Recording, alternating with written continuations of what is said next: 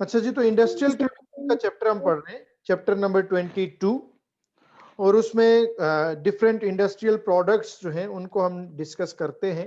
और इस साल के रिड्यूस्ड कोर्स में अब उनमें से चूंकि काफी सारे प्रोडक्ट्स जो हैं वो उसमें से एक्सक्लूडेड हैं, तो उसमें लाइक डाइज थी वो हमने नहीं पढ़ी, डाइज जो होती हैं। फिर उसके बाद हमने पेट्रोकेमिकल इंडस्ट्रीज हैं वो हमारे इसमें नहीं है, कॉस्मेटिक इंडस्ट्रीज इसमें हैं वो हमने इस साल नहीं पढ़नी। तो काफी चैप्टर का सिलेबस रिड्यूस्ड है। और उसमें हमने फर्स्टली उसमें हमने डिस्कस किया कुछ सिंथेटिक पॉलीमर्स को, जिसमें एडिशन पॉलीमर्स की एक एग्जांपल है पॉलीविनाइल क्लोराइड पीवीसी, और कंडेंसेशन पॉलीमर्स की एक एग्जांपल जो आपके कोर्स में है वो है नायलॉन। तो ये दोनों हमने डिस्कस किए। उसके बाद हमने जो सेकंड उसमें था पेस्टिसाइड्स, सेकंड टाइप जो सेकंड केमिकल इंडस्ट्रीज या इंडस्ट्रियल प्रोडक्ट्स जो हमने डिस्कस की वो पेस्टिसाइड्स और उनकी डिफरेंट टाइप्स हमने डिस्कस की। तीसरा जो टॉपिक इसमें इंडस्ट्रियल प्रोडक्ट्स है जिनको हमने डिस्कस करना है वो है एडहेसिव्स। एडहेसिव्स जो होते हैं वो बाइंडिंग मटेरियल्स होते हैं। बाइंडिंग मटेरियल्स कौन से होते हैं? Which bind the things together, which stick the things together, जो मुख्तलिफ चीजों को आपस में जोड़ने के लिए हम जो डिफरेंट केमिकल्स यूज करते हैं उनको हम एडहेसिव्स कहते हैं। बहुत सारी एग्जांपल्स हैं डेली लाइफ में। ग्लू हम यूज करते हैं, पेपर वगैरह जो है उसको आपस में चिपकाने के लिए, स्टिक करने के लिए। एल्फी आप यूज कर रहे होते हो, समद बॉन्ड आप यूज कर रहे होते हो, मैजिक स्टील अगर किसी एपॉक्सी स्टील वो आप अगर किसी को देखा हो तो वो एक ट्यूब होती है वो यूज करते हो। सिलिकॉन होती है जो आप यूज करते। तो ये सारे आपके क्या हैं? ये बाइंडिंग मटेरियल्स हैं, ये स्टिकी सब्सटेंसेस हैं which are used to stick the things together, which are used to bind the things together, उनको हम एडहेसिव्स कहते हैं। ये एडहेसिव्स जो हैं वैसे तो जिस तरह आपने देखा कि ये हम डेली लाइफ में बड़ा फ्रीक्वेंटली यूज करते हैं, बहुत सारे पर्पसेस के लिए इनको यूज करते हैं। लेकिन with the passage of time जब इंडस्ट्रियल डेवलपमेंट जब होती है तो जिस तरह से बाकी सारे इंडस्ट्रियल प्रोडक्ट्स जो हैं वो बहुत इंप्रूव कर गई, उनकी क्वालिटी बहुत इंप्रूव कर गई, तो ये जो एडहेसिव्स हैं ये भी अब बहुत ज्यादा डेवलप हो चुके हैं, बहुत ज्यादा इंप्रूव कर चुके हैं, और बहुत स्ट्रॉन्ग किस्म के एडहेसिव्स भी डिजाइन किए जा चुके हैं जो कि मुख्तलिफ चीजों को बहुत ज्यादा स्ट्रांगली एक दूसरे के साथ बाइंड कर लेते हैं, फिक्स कर देते हैं। और इस तरह के बहुत स्ट्रांग जो एडहेसिव्स हैं वो अब बड़ा फ्रीक्वेंटली हम पर्टिकुलरली कंस्ट्रक्शन इंडस्ट्रीज के अंदर ऐसे एडहेसिव्स को बड़ा कॉमनली यूज कर रहे हैं कि जो चीजों को बहुत ज्यादा स्ट्रांगली बाइंड करते हैं, जिनकी स्ट्रेंथ बहुत ज्यादा होती है। तो एक बड़ा कॉमन यूटिलिटी प्रोडक्ट ये एडहेसिव्स बन चुके हैं जो डेली लाइफ में बहुत सारे डिफरेंट पर्पसेस के लिए बहुत फ्रीक्वेंटली यूज किए जाते हैं, और बहुत सारे इनके जो है वो डिफरेंट टाइप्स हैं और बहुत लार्जर क्वांटिटीज में यूज किए जाते हैं, इसलिए इंडस्ट्रीज में लार्जर क्वांटिटीज में वो प्रोड्यूस भी किए जाते हैं। तो जो अब हमने डिस्कस करने हैं वो ये एडहेसिव्स हैं। अब ये जो एडहेसिव्स हैं इनको डिफरेंट क्लासेस में हम जो क्लासिफाई करते हैं, लाइक उनमें से पहली एक क्लास है जिनको हम नेचुरल एडहेसिव्स कहते हैं।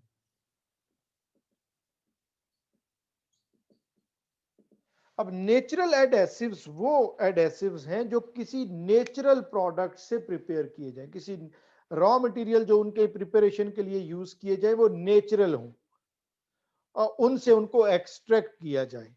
अब नेचुरल प्रोडक्ट से नेचुरल उससे हम कैसे एक्सट्रैक्ट करते हैं? कुछ उसमें तो ऐसे हैं जो नेचुरल मिनरल्स होते हैं उनसे एडहेसिव्स प्रिपेयर किए जाते हैं, जिस तरह से लाइम होता है, चूना टाइप के जो प्रोडक्ट्स हैं उनसे मिनरल्स से कुछ एडहेसिव्स बनाए जाते हैं। और कुछ एडहेसिव्स जो हैं वो फिर लिविंग ऑर्गेनिज्म से एक्सट्रैक्ट किए जाते हैं, जिस तरह स्टार्च होता है। ये लोशन जो पेपर्स के लिए, एक अब तो हमारे पास वो ग्लू स्टिक्स आ जाती है ना, उसमें भी वही स्टार्च ही होता है बेसिकली। लेकिन प्रीवियसली अगर किसी को याद हो जब हम आपकी एज में थे स्टूडेंट लाइफ में, तो वो एक पाउडर सा मिलता था और उसको ऐसे पानी में मिक्स करके वो एक लोशन सा बना के वो ये पेपर वेपर जोड़ने के लिए यूज किया जाता है। वो स्टार्च बेसिकली होता है। ये सर अभी भी होता है वो स्टार्च ही होता है बेसिकली। और वो स्टार्च कहाँ से हम एक्सट्रैक्ट करते हैं? वो डिफरेंट प्लांट से हम एक्सट्रैक्ट करते हैं। फिर इसी तरह से डिफरेंट कुछ ऐसे प्लांट्स होते हैं जिनमें से डिफरेंट रेजिन्स एक्सट्रैक्ट होते हैं, उनमें से रिलीज होते हैं, निकलते हैं। तो वो रेजिन्स जो होते हैं वो प्लांट से एक्सट्रैक्ट किए जाते हैं और उनको एज एडहेसिव्स यूज किया जाता है, वो नेचुरल हो गए।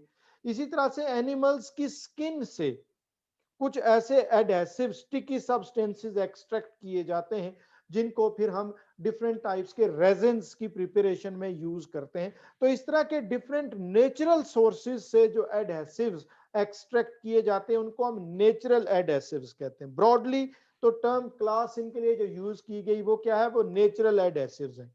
लेकिन इन नेचुरल एडहेसिव्स में से पर्टिकुलरली जो लिविंग ऑर्गेनिज्म से, प्लांट्स और एनिमल से जो एक्सट्रैक्ट किए जाते हैं और उनको फिर हम बायो एडहेसिव्स कहते हैं। नेचुरल एडहेसिव्स में से, क्योंकि कुछ तो सारे बायो नहीं होते, क्योंकि मैंने आपको बताया कि कुछ मिनरल्स वगैरह से भी एक्सट्रैक्ट किए जाते हैं, तो वो तो लिविंग ऑर्गेनिजम्स नहीं है। लेकिन ज्यादातर नेचुरल एडहेसिव्स जो है वो डिफरेंट लिविंग ऑर्गेनिज्म से, प्लांट्स और एनिमल से एक्सट्रैक्ट किए जाते हैं, तो उनको फिर हम क्या कहते हैं, बायो एडहेसिव्स कहते हैं। फिर इसके बाद इनकी जो दूसरी क्लास है वो है सिंथेटिक एडहेसिव्स।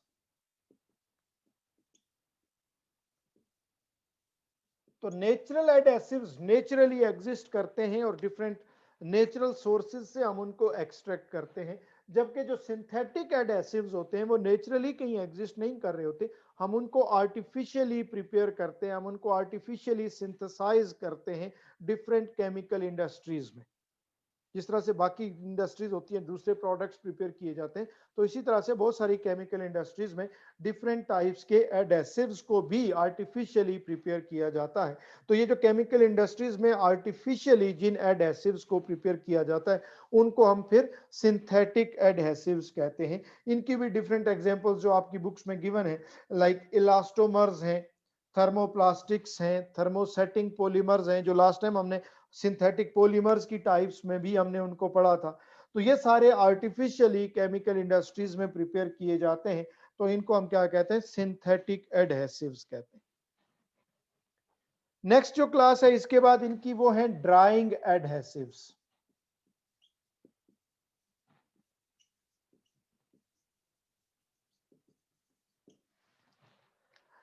ड्राइंग एडहेसिव्स जो है ये बेसिकली प्रिपेयर किए जाते हैं by suspending the constituent in a solvent. जो भी उसके कंपोनेंट्स हैं उनको किसी एक सॉल्वेंट के अंदर मिक्स करके एक लोशन सा, एक सस्पेंशन सा प्रिपेयर किया जाता है जिसको एज एडहेसिव यूज किया जाता है। और इसका मोड ऑफ एक्शन क्या होता है कि जब आप उसको किसी सरफेस के ऊपर अप्लाई करके दो सरफेसेस को आपस में बाइंड कर लेते हो तो उसका वो जो सॉल्वेंट होता है वो आहिस्ता आहिस्ता एवेपरेट हो जाता है, जिससे वो एडहेसिव ड्राई होता है और ड्राई होने पे वो एक हार्ड सॉलिड में कन्वर्ट होता है और वो दोनों सरफेसेस को आपस में बाइंड कर लेता है। तो जिन एडहेसिव्स का वो बाइंडिंग मैकेनिज्म सॉल्वेंट की एवेपोरेशन पे डिपेंड करता है और ड्राई होने पे वो हार्ड सॉलिड में कन्वर्ट होते हैं और डिफरेंट सरफेसेस को आपस में बाइंड कर लेते हैं, उनको हम क्या कहेंगे, उनको ड्राइंग एडहेसिव्स कहेंगे। और उसमें अगर आपको याद हो तो वो जो अभी हमने एग्जांपल ली, वो जो स्टार्च वाली एग्जांपल, तो वो ऐसे ही काम करता है। वो वाटर में मिक्स करके उस स्टार्च को हम एक वो सस्पेंशन सा बनाते हैं और उसको जब अप्लाई करते हैं तो जब वो गीला होता है, अभी वेट होता है, तो वो नहीं बाइंड करता, वो वापस उतर जाता है उसके ऊपर से वो पेपर। लेकिन जब वो ड्राई हो जाता है, सॉल्वेंट एवेपरेट होता है, तो वो इतना हार्ड हो जाता है, दोनों सर्फेसिस को इतना स्ट्रांगली बाइंड कर लेता है कि अब उसको रिमूव नहीं किया जा सकता। तो जो एडहेसिव्स इस तरह से सॉल्वेंट की एवेपोरेशन पे, ड्राई होने पे हार्ड होते हैं और सरफेसेस को बाइंड करते हैं, उनको हम क्या कहते हैं, ड्राइंग एडहेसिव्स कहते हैं। फिर नेक्स्ट जो इनकी टाइप है वो है कांटेक्ट एडहेसिव्स।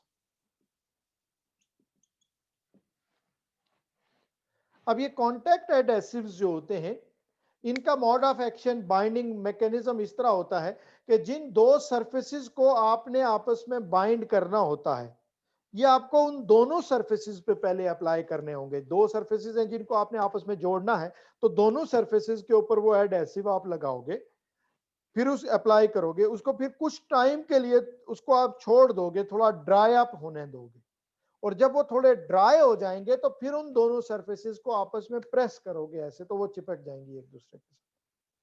तो जो एडहेसिव्स इस तरह से काम करते हैं, इस तरह से अप्लाई किए जाते हैं उनको अब हम कॉन्टेक्ट एडहेसिव्स कहते हैं, कि जिन दो सरफेसेस को आपने आपस में बाइंड करना है, जोड़ना है, आप दोनों सरफेसेस के ऊपर एडहेसिव की एक लेयर अप्लाई करके उसको थोड़े टाइम के लिए ड्राई अप होने के लिए रख देते हो। जब वो थोड़े ड्रायर हो जाते हैं तो फिर उनको उठा के आप ऐसे स्ट्रांगली प्रेस करते हो एक दूसरे के साथ, तो वो दोनों सरफेसेस बाइंड हो जाती हैं, चिपक जाती हैं एक दूसरे के साथ। वो जो बीच में ड्राइंग टाइम है, प्रेस करने से पहले ड्राइंग टाइम जो है, वो डिफरेंट टाइप्स के एडहेसिव्स के लिए जो रिक्वायर्ड है वो डिफरेंट होता है। कुछ को 1-2 मिनट चाहिए, कुछ को 5-10 मिनट चाहिए, कुछ को इवन कुछ ऐसे एडहेसिव्स भी हो सकते हैं जिनके लिए वो जो ड्राइंग टाइम रिक्वायर्ड है that may be up to 24 hours तक भी वो हो सकता है। ठीक हो गया। तो इसकी एक कॉमन एग्जांपल अगर देखें तो ये जो कॉमन समद बॉन्ड होता है वो ऐसे ही अप्लाई किया जाता है। अगर आपने कभी देखा हो, जिन दो सरफेसेस को आप जोड़ रहे होते हो दोनों के ऊपर पहले वो समद बॉन्ड अप्लाई किया जाता है, फिर उसको कुछ टाइम के लिए थोड़ा ड्राई होने के लिए रख देते हैं और फिर उठा के उन दोनों सरफेसेस को एक दूसरे के साथ प्रेस करते हैं। तो इस तरह से जो एडहेसिव्स अप्लाई होते हैं उनको हम क्या कहेंगे, कॉन्टेक्ट एडहेसिव्स कहेंगे।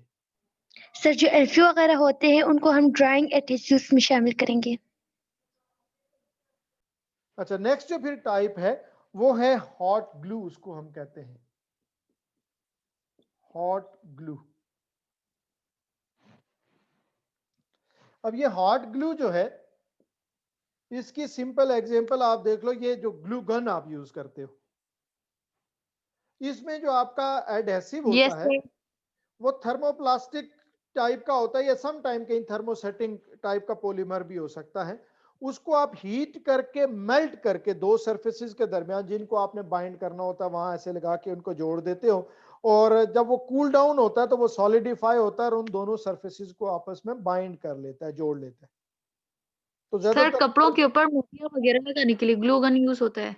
कुछ थर्मोप्लास्टिक्स हैं, कुछ थर्मोसेटिंग पॉलीमर्स हैं जिनको एज हॉट ग्लू यूज किया जाता है। उनको पहले हीट करके मेल्ट किया जाता है और मोल्टन उस ग्लू को दो सरफेसेस के दरमियान अप्लाई करके उसको हम जोड़ देते हैं।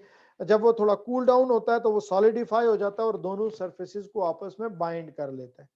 अब ग्लू गन के अंदर आप देखो तो वो प्लास्टिक टाइप एक रॉड सा होता है जो आप उसमें यूज करते हो। उस ग्लू गन के अंदर से जब वो उसको आप पीछे से प्रेस करते हो तो हॉट चेंबर में से वो पास होता है जिसमें वो मेल्ट हो जाता है और प्रेस करने से उससे आगे से मोल्टन फॉर्म में वो रिलीज होता है। उसको आप अप्लाई करके किसी भी चीज को आप वो जोड़ देते हो तो जब वो कूल डाउन होता है वो सॉलिडिफाई होता है और वो वापस उन दोनों सरफेसेस को आपस में बाइंड कर लेता है।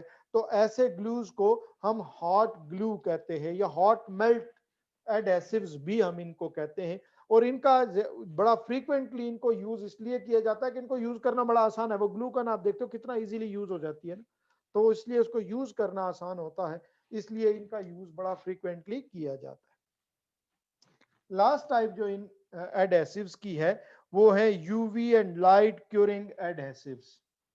UV and light curing adhesives.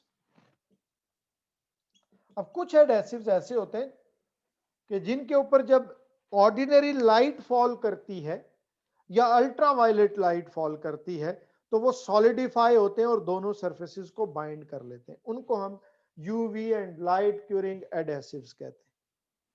उनका बाइंड करने का एडेशन का मैकेनिज्म क्या होगा कि जब उनके ऊपर अल्ट्रावायलेट रेडिएशंस या ऑर्डिनरी लाइट फॉल करती है तो उसकी स्ट्रक्चर में ऐसी चेंजेस आती हैं कि वो सॉलिडिफाई होता है और दोनों सरफेसेस को आपस में बाइंड कर लेता है। तो ऐसे एडहेसिव्स को हम यूवी या लाइट क्यूरिंग एडहेसिव्स कहते हैं। तो ये सारी डिफरेंट टाइप्स थी एडहेसिव्स की कि एडहेसिव्स क्या होते हैं और किस किस टाइप के होते हैं। Okay, so next sir chapter हमने सिलेबस स्टार्ट बता दें। करना है और ये नेक्स्ट चैप्टर है हमारा एनवायरमेंटल केमिस्ट्री। प्रीवियस चैप्टर की तरह अब ये आखिर वाले चैप्टर्स काफी थोड़े सिंपलर से चैप्टर्स हैं, स्ट्रेट थ्योरेटिकल टाइप चैप्टर्स हैं, ये भी काफी सिंपलर चैप्टर होगा। अब एनवायरमेंटल केमिस्ट्री है chemistry of the environment. Simple meanings तो इसके यही बनेंगे एनवायरमेंटल केमिस्ट्री के, केमिस्ट्री ऑफ द एनवायरनमेंट। अब एनवायरनमेंट क्या होता है तो वो आपको किसी छोटी क्लास में 6th 7th में साइंस में पढ़ाया जाता है, everything in our surrounding is our environment. तो हमारी सराउंडिंग में जो कुछ भी है वो हमारे अलावा वो सब कुछ हमारा एनवायरनमेंट है। उसमें कोई लिविंग ऑर्गेनिज्म है, कोई नॉन लिविंग थिंग्स हैं, कोई गैसेस हैं, कोई लिक्विड है, सॉलिड है। हमारे अलावा हमारी सराउंडिंग्स में जितनी भी कोई चीजें प्रेजेंट हैं वो सब हमारा एनवायरनमेंट है। और उस एनवायरनमेंट की केमिस्ट्री जो है उसको हम एनवायरनमेंटल केमिस्ट्री कहेंगे। अब एनवायरनमेंटल केमिस्ट्री में बेसिकली फिर हम क्या क्या चीजें स्टडी करते हैं, तो एक्चुअली हम स्टडी करते हैं about the all different types of the chemical substances present in our surroundings in our environment, उन सब के सोर्सेस, उन सब के रिएक्शंस इन एनवायरनमेंट, उन सब की transportation from one place to another place, और उन सब के effects on the living organisms. ये सारी डिटेल्स हैं जो हम एनवायरनमेंटल केमिस्ट्री में स्टडी करते हैं कि हमारे एनवायरनमेंट में, हमारी सराउंडिंग्स में कौन कौन से केमिकल सब्सटेंसेस प्रेजेंट हैं, उनके सोर्सेज क्या क्या हैं, वो कहां से कैसे प्रोड्यूस हुए, एनवायरनमेंट में उनके रिएक्शंस क्या क्या हैं, वो किस किस चीज के साथ रिएक्ट करते हैं और क्या नए प्रोडक्ट्स फॉर्म करते हैं, उनकी ट्रांसपोर्टेशन कैसे होती है, वो एक जगह से दूसरी जगह मूव कैसे करते हैं, और उन सारे केमिकल सब्सटेंसेस के लिविंग ऑर्गेनिजम्स के ऊपर, प्लांट्स और एनिमल्स के ऊपर इफेक्ट्स क्या क्या होते हैं। ये सारी डिटेल्स जो होती हैं इनको हम स्टडी करते हैं इन एनवायरनमेंटल केमिस्ट्री। तो overall in a broader sense तो एनवायरनमेंटल केमिस्ट्री ये है। लेकिन ये तो एक बहुत डिटेल्ड सब्जेक्ट है फिर, और इसमें तो बहुत ब्रॉड स्पेक्ट्रम है इसका, जो चीजें हमने डिस्कस करनी है वो बहुत ज्यादा होती हैं। और यहाँ पे अगर हम देखें तो सिर्फ एक चैप्टर हमने पढ़ना है और वो भी छोटा सा चैप्टर है, तो इसका मतलब उसमें इतनी सारी चीजें तो डिस्कस नहीं की जा सकती। तो यहाँ पे एक्चुअली हम जिन चीजों को डिस्कस करने जा रहे हैं वो बेसिकली यहाँ हमारा सारा फोकस, हमारी सारी डिस्कशन होती है about the environmental pollution. Pollutant जो है वो हम बेसिकली कहते हैं ऐसे केमिकल सब्सटेंसेस को which have got some harmful effects on the plants and animals, उनको हम pollutants कहते हैं। और उन pollutants का प्रोड्यूस होना, एनवायरनमेंट में मिक्स अप हो जाना, उसको हम एनवायरनमेंटल पोल्यूशन कहते हैं। और इस चैप्टर में बेसिकली हम एनवायरनमेंटल पोल्यूशन को ही डिस्कस करेंगे, यानी हम सिर्फ जो पोल्यूटेंट्स हैं, जो टॉक्सिक सब्सटेंसेस हैं, उनके बारे में डिस्कस करेंगे कि उनके सोर्सेज क्या हैं, वो कैसे प्रोड्यूस हुए, वो कौन से रिएक्शंस में पार्टिसिपेट करते हैं, उनकी कैसे ट्रांसपोर्टेशन होती है, और उनके लिविंग ऑर्गेनिजम्स के ऊपर इफेक्ट्स क्या क्या हैं। तो सारे जितने डिफरेंट केमिकल सब्सटेंसेस हैं उनको हम फोकस नहीं कर सकेंगे इस चैप्टर में, बट जो टॉक्सिक केमिकल्स हैं जिनको हम पोल्यूटेंट्स कहते हैं उनकी डिस्कशन ज्यादातर यहाँ होगी। तो इन अवे हम कह सकते हैं कि ये जो चैप्टर हमारा है ये कोई ऐसे ब्रॉडर एनवायरनमेंटल केमिस्ट्री नहीं है, बल्कि एनवायरनमेंटल पोल्यूशन है। एनवायरनमेंट में पोल्यूशन कैसे क्रिएट होती है और उसके क्या क्या इफेक्ट्स होते हैं। अब एनवायरनमेंट जो हमारा होता है उसको हम 4 पार्ट्स में डिवाइड करते हैं, और वो 4 पार्ट्स जो होते हैं उसमें first one is atmosphere, second one is hydrosphere, third one is lithosphere, biosphere, the fourth one is the biosphere. So जो एनवायरनमेंट के लिए तो हमने कहा कि एवरीथिंग इन आवर सराउंडिंग, हमारे अलावा इस ब्रॉडर लेवल पे जाएं तो सिर्फ अर्थ भी नहीं, पूरी यूनिवर्स में हमारे अलावा जितनी कोई चीजें प्रेजेंट है वो सारा ही एनवायरनमेंट है। और उस एनवायरनमेंट को हमने 4 लेयर्स में, 4 स्फीयर्स में या 4 पार्ट्स में डिवाइड कर दिया, atmosphere, hydrosphere, lithosphere and biosphere. Atmosphere जो है ये एयर को कहते हैं। हमारी जो अर्थ है ओवल शेप की, हम कहते हैं ऐसे अर्थ होती है, solid earth. This earth is surrounded by a thick layer of different gases,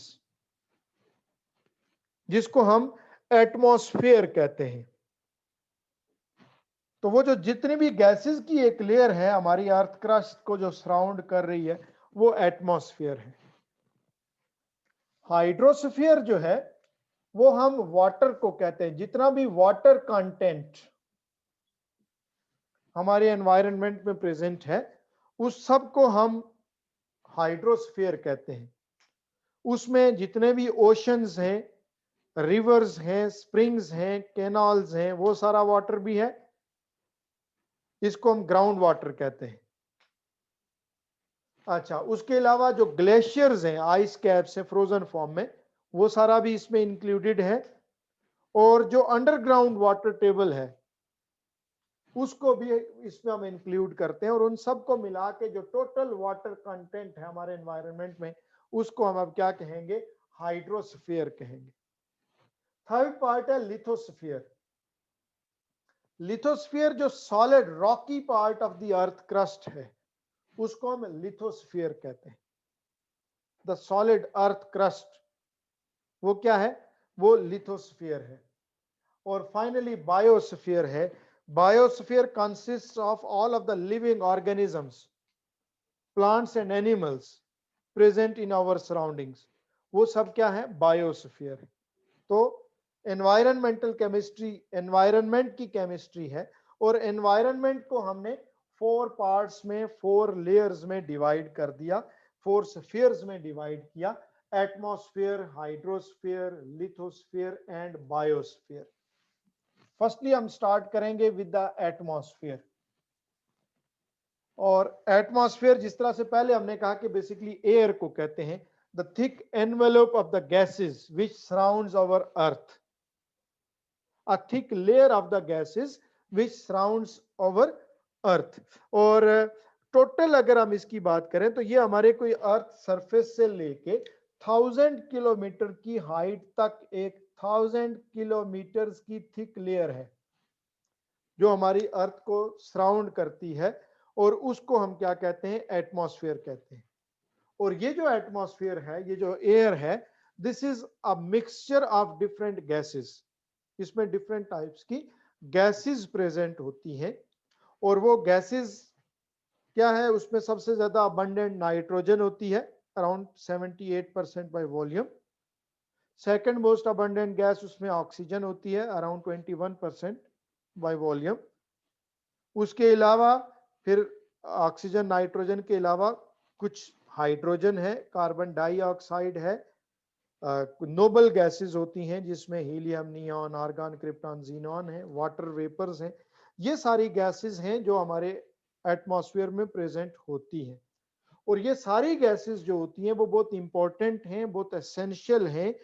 इस एटमॉस्फेयर की इंपॉर्टेंस क्या है, उसकी सिग्निफिकेंस क्या है? तो first of all, this thick layer of the gases that blocks the harmful ultraviolet radiations coming from the sun, और उनको पेनेट्रेट करके अर्थ सरफेस तक पहुंचने से रोकती हैं। अदरवाइज अगर वो higher energy ultraviolet radiations earth surface तक पहुंच जाएं तो वो लिविंग ऑर्गेनिजम्स के लिविंग सेल्स को, लिविंग टिश्यूज को डैमेज करती हैं, हार्मफुल होती हैं। तो फर्स्ट सिग्निफिकेंस इनकी ये है कि ये पूरा जो एटमॉस्फेयर है ये उन हार्मफुल अल्ट्रावायलेट रेडिएशंस को ब्लॉक करता है और उनको लोअर एटमॉस्फेयर में अर्थ सरफेस तक पहुंचने से रोकता है। सेकेंडली, इस एटमॉस्फेयर में जो सबसे ज्यादा अबंडेंट गैस है नाइट्रोजन है। अब नाइट्रोजन एयर में गैसियस फॉर्म में होती है। प्लांट्स, एनिमल सबकी बॉडीज में प्रोटीन्स होते हैं और प्रोटीन्स की सिंथेसिस के लिए उनको नाइट्रोजन रिक्वायर्ड होता है।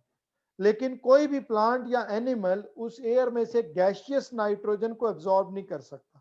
सॉइल के अंदर नाइट्रोजन फिक्सिंग बैक्टीरिया होते हैं, वो इस एटमॉस्फेरिक गैसियस नाइट्रोजन को एब्जॉर्ब करके डिफरेंट नाइट्रेट्स में कन्वर्ट करते हैं और वो नाइट्रेट्स वाटर में डिसॉल्व हो जाते हैं और डिसॉल्व फॉर्म में फर्स्टली प्लांट्स उनको एब्जॉर्ब करते हैं थ्रू देयर रूट्स और उनको फिर कन्वर्ट करते हैं प्रोटीन्स में और फिर उन प्लांट प्रोडक्ट्स को समटाइम्स हम ईट करते हैं तो वही प्रोटीन्स हमारी बॉडी में ट्रांसफर हो जाते हैं। फिर उसके बाद ऑक्सीजन है जो सेकंड मोस्ट अबंडेंट गैस है इन द एयर। ये ऑक्सीजन जो है सारे लिविंग ऑर्गेनिज्म, प्लांट्स हो या एनिमल्स हो, उनको सर्वाइवल के लिए एनर्जी रिक्वायर्ड है और वो एनर्जी उनको फूड से मिलती है और फूड से वो एनर्जी रिलीज करते हैं during the process of respiration. where they react their food with the oxygen. और वो ऑक्सीजन यही एटमॉस्फेरिक ऑक्सीजन होती है, हम भी इसी को इनहेल करते हैं, प्लांट्स भी इसी को इनटेक करते हैं, और इस ऑक्सीजन के साथ वो उस अपनी फूड को रिएक्ट करके उसकी ऑक्सीडेशन करते हैं, और एज अ रिजल्ट उससे एनर्जी रिलीज होती है जो उनके सर्वाइवल के लिए एसेंशियल होती है। फिर इसके अलावा कार्बन डाइऑक्साइड होती है एटमॉस्फेयर में, वो ग्रीन प्लांट्स की फोटोसिंथेसिस के प्रोसेस के लिए एसेंशियल होती है।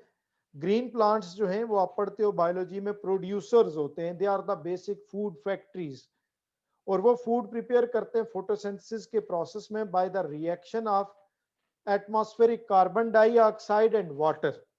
इनको रिएक्ट करके वो ग्लूकोज प्रिपेयर करते हैं, राइट। तो उसके लिए उनको ये कार्बन डाइऑक्साइड रिक्वायर्ड होती है। इसके अलावा जो मॉइस्चर होता है, वाटर वेपर्स होते हैं इन द एयर, वो भी लाइफ को सस्टेन करने के लिए, लाइफ की एग्जिस्टेंस के लिए एसेंशियल रोल प्ले करते हैं।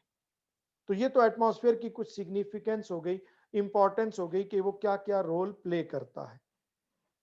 अब इस एटमॉस्फेयर को फिर फर्दर हम 4 लेयर्स में डिवाइड करते हैं। उसमें फर्स्ट वन जो होता है वो ट्रोपोस्फियर है, फर्स्ट लेयर जो एटमॉस्फेयर की है। सेकंड लेयर स्ट्रेटोस्फियर होती है। Third layer mesosphere, and fourth layer is thermosphere.